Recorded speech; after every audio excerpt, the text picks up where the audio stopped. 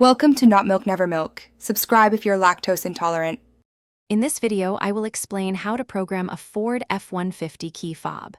First, ensure all your vehicle's doors are securely closed, then open just the driver's side door. Next, press the unlock button on the driver's door panel.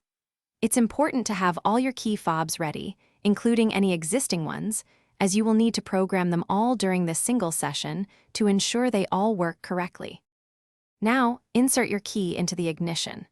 You will need to quickly turn the ignition from the OFF position to the RUN position 8 separate times. Make sure to complete this entire sequence within 10 seconds and leave the key in the RUN position on the 8th turn.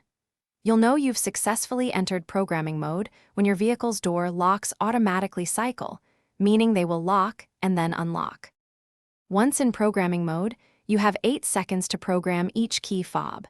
Take your first key fob and press any button on it. The door locks will cycle once more, confirming that this specific key fob has been successfully programmed. If you have more key fobs to program, simply repeat this step for each additional fob, pressing any button on it within 8 seconds of the previous one. To finalize the programming process, simply turn your ignition key to the OFF position.